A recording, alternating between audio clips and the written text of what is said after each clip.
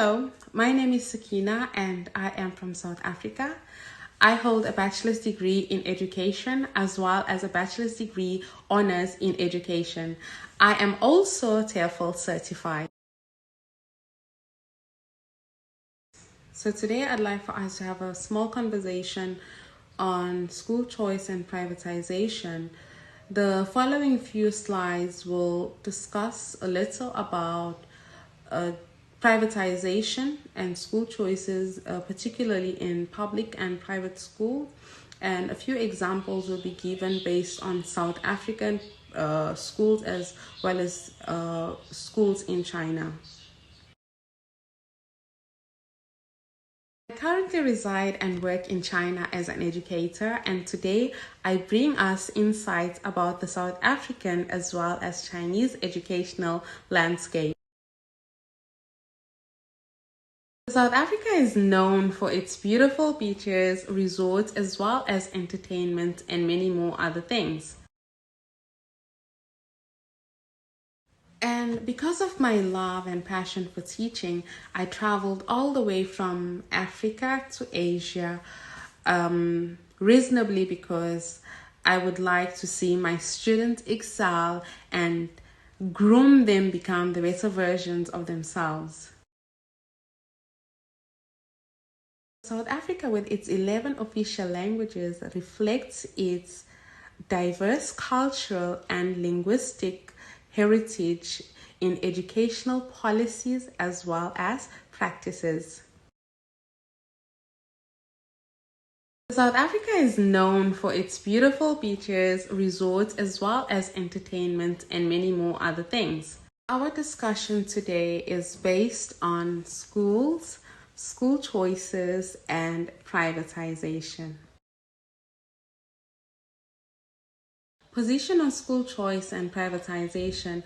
My position on school choice and privatization is that it can offer great benefit and flexibilities to the different families in the sense that it allows them to choose the appropriate schools for their children, which will help meet the correct educational needs for them. This can foster competition amongst the various schools and enabling them improve their innovations as well as the manner in which they teach in the schools. For instance, when we look at the Sweden voucher system, when it was introduced, it led to a high number of schools wanting to improve their offerings in order to attract the students that they so wish to attract in their various schools. However, unregulated privatization can also lead to a great amount of inequalities amongst the students. And in countries like Chile, extensive privatization has led to disparities in educational quality, disadvantaging students who come from underprivileged families. Therefore, while school choices can be beneficial, it must be accompanied by strong regulations to ensure a fair treatment on the children, that is, on both children who come from underprivileged or underfunded families and school, and those who come from private schools. And given my background from both South Africa and China, as well as their educational context, I have announced a view of public versus private school. And public schools play a crucial role in fostering social cohesion and inclusivity. Growing up in South Africa, public schools exposed me to diverse cultures and viewpoints, which I found to be very invaluable for my personal development. In China, public schools emphasize on community and a collective learning environment, which supports a holistic student development.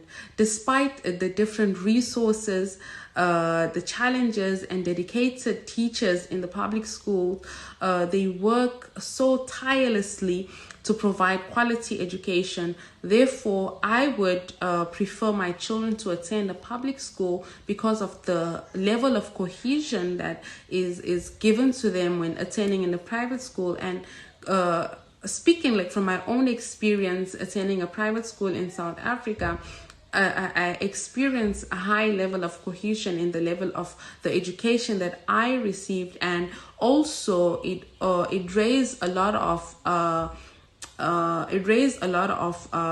equity concerns.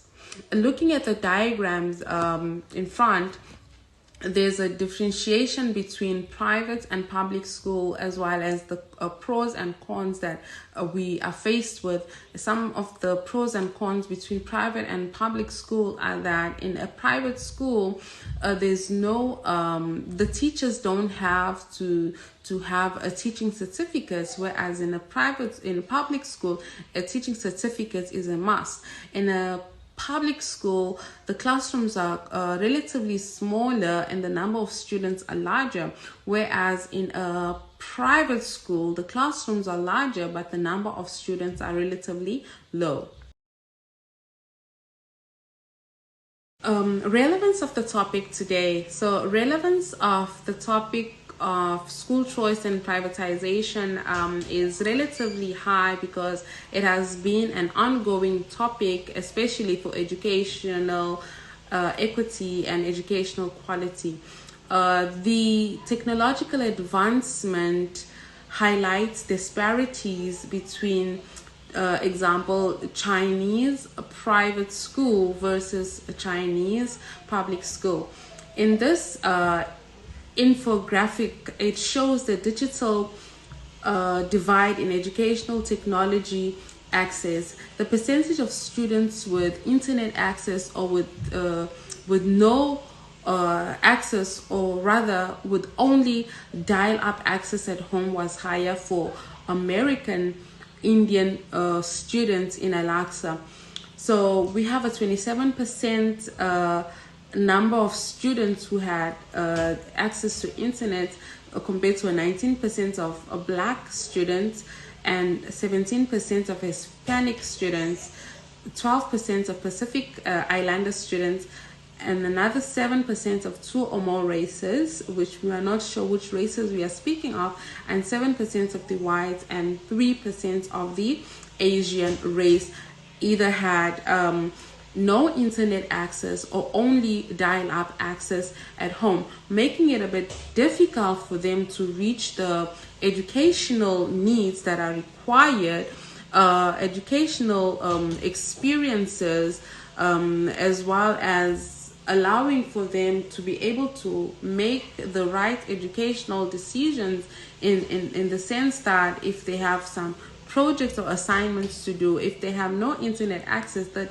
this makes it a bit difficult for them to reach their potentials as well as educational needs in the appropriate time as well as the appropriate manner.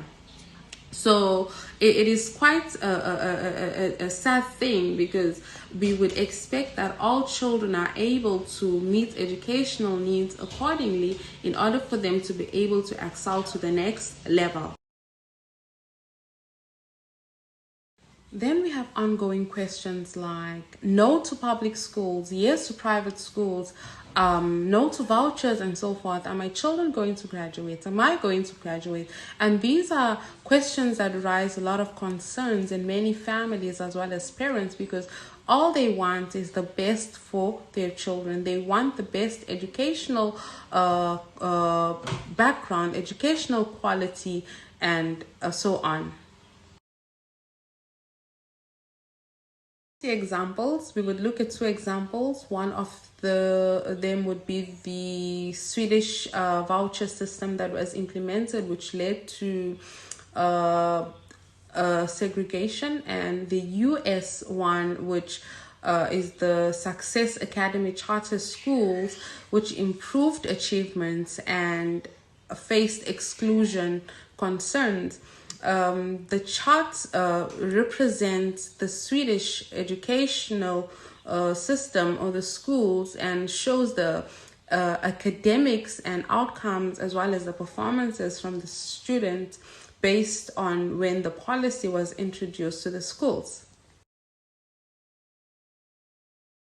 Policy solutions. An example of a good policy solution would be equal access to educational resources, control choice and district-wide enrollment to promote diversity, so that the same amount of students or the same number of students are enrolled in the different schools, irregardless of the type of background they come from.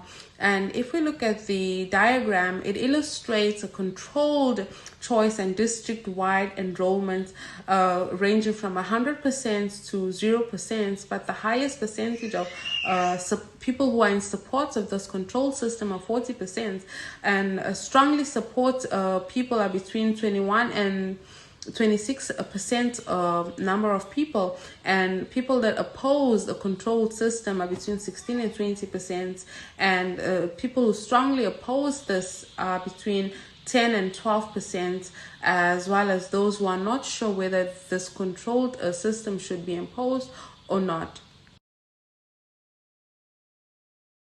So we also have some questions that are up for discussion. And the first question is based on the reading: how can regulatory frameworks be strengthened to uphold educational equality while encouraging innovation in school and choice model? That is the first question. And question number 2 is: what strategies can policymakers adopt to ensure that privatized schools serve the needs of all students, especially those from underprivileged backgrounds? And question number 3: how can blended learning approaches be integrated with school choice frameworks to enhance educational outcomes for diverse student population? I'd like to conclude by saying that the debate on school choice and privatization underscores the need for balanced policies that prioritize educational equity and quality. By leveraging technological advancements and fostering inclusive practices, we can thrive towards an educational system that nurtures every child's potential, an educational system that allows any child to be the best version of themselves and be as comfortable as they possibly can. Thank you.